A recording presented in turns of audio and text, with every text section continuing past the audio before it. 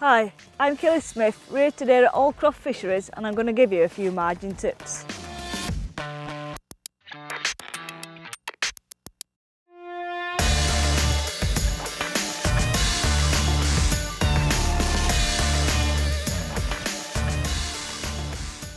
The first margin tip's all about using balanced tackle. I've got a strong pole, strong elastic, strong line, big hooks. No point messing around with light hooks and light lines. The big fish that you're going to hook in places like this down edge, you need to get them in if you hook them.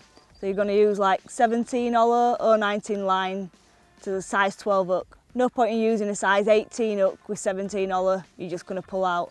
And it's a waste of time scaling down because you won't get the fish in.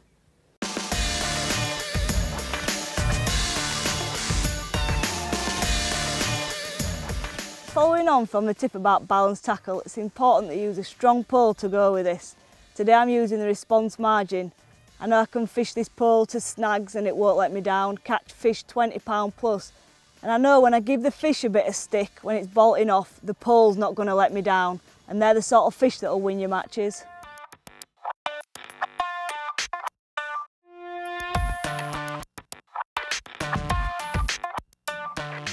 When it comes to bait choice for margin fishing, it's important to use big heavy baits.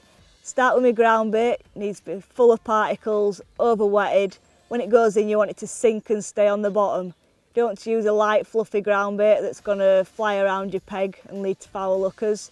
Hook bait choice, you want big heavy baits that are going to sit on the bottom, double and triple corn, 6 and 8 mil pellets, 6 and 7 maggots at a time. You want to know that when you get a fish, it's in the mouth and you're not foul hooking them.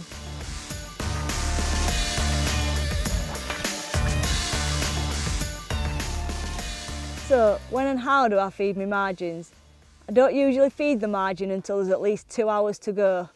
The reason being is you can get drawn into fishing them. The fish naturally progress into the margins in the last couple of hours of the session.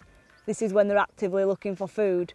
Before that you can get drawn into fishing them with little success. And I usually kick off my edges with 2 big pots of ground bait with a few particles in. And then I top up the swim once I've caught a fish by feeding half a pot of ground bait with a few particles in as well, just to keep the fish ticking over while you're catching.